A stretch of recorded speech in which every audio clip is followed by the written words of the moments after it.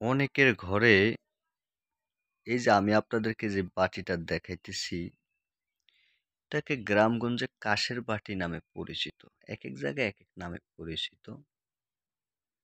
কেউ বলবে এটা তামা, কেউ বলবে এটা পিতল। কে কি বললো সেটা আপনার জানার বিষয় না।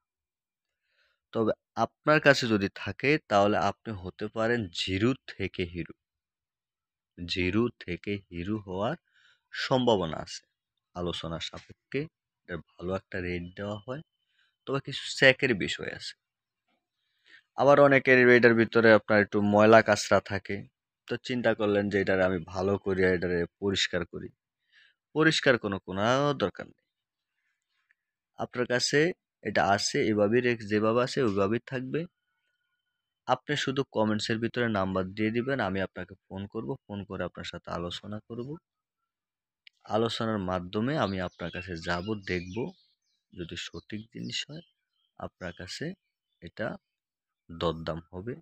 আর যদি সঠিক কিছু না হয় এটা আপনার কাছ থেকে আমি নিবও না, এটাকে ১ টাকা দিবও না।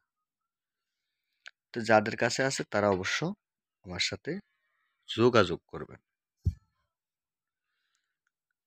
তো যাই হোক, এটা মূল বিষয়টা হলো এটা হয়তো কাজে লাগে বিধায় এটা সংগ্রহ করছি।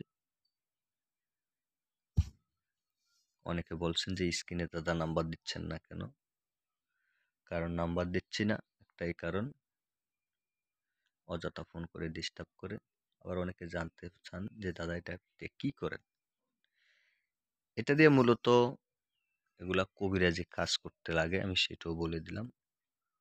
কবিরাজি অবাধ্য ভালোবাসাকে বাধ্য করা, মানে এই জাতীয় যে কবিরাজি কাজের প্রয়োজন বিধেই এটা সংগ্রহ করি। তো অবশ্যই যোগাযোগ করবেন। যোগাযোগের মাধ্যমে এটি আপনি বিক্রি করতে পারবেন। আপনার ঘরে কিন্তু অপ্রয়োজনীয়ভাবে পড়ে আছে। যোগাযোগ করবেন। যোগাযোগের মাধ্যমে আপনি অনেক টাকার মালিক হবেন।